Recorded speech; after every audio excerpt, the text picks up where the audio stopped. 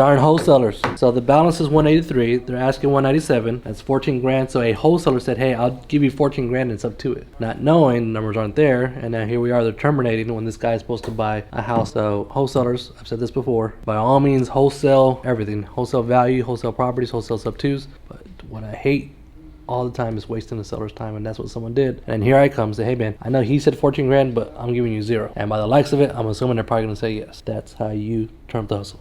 Cool, man. Well, tell them about the story on this house. So the thing is, they needed to sell this, buy their new home, and there was some confusion on us selling it sub 2. They said they could, some that said they couldn't. So we just wrote it up. Long story short, they said if we write it up as a lease agreement, they can do it that way. We're going ahead and do that, but my client was like, I don't know. If this is the case, then I'd rather have it just a person being local. They bought it a few years ago. The last offer that they accepted, they were giving them 14K, and they were okay with that, if I'm being honest. Man, my offer 0. How do I tell them? I'll be honest with you, man, 14 grand, that's way out the question for me. Mind you, I'm a broker as well, right? So I ran comps. I'll be honest with you, man, I'm looking at comps and I don't even think the comp supports the list price personally. Now, of course, everyone has their opinion. I ran it as a rental deal. You're underwater when it comes to rental for sure. I think rental, if you were to rent it out, would be around $1,350. The payment's $1,540, so already $200 upside down. And if you use property management, even worse. List price is $197. I was getting more like $190, which is crazy because I know that's what they bought it for. I want to say 2 years ago. But with the market interest rates being high, sellers are doing price drops, and now to me that's like the new comps.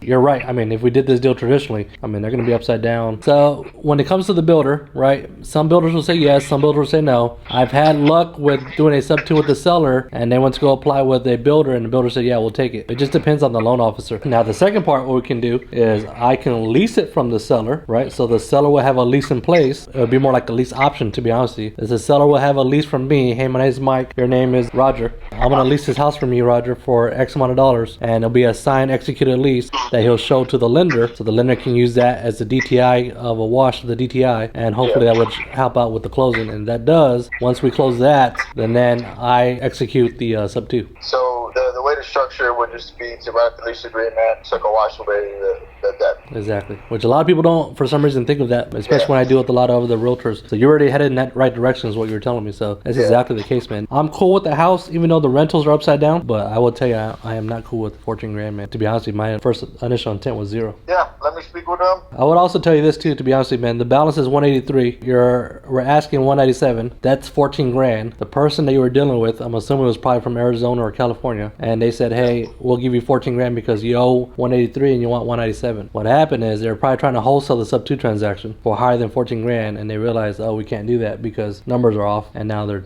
terminating. And then here I come, and then I sound like I'm the bad guy. But hey, bro, if you owe 183, to me the house is only worth 190. After you pay Chris, 2.5% commission and the fees and all that, you're upside down. I hate to be the bearer bad news to the seller, but yeah, let me speak with them and I'll be in touch shortly. Okay, sounds good, bro. Okay, perfect.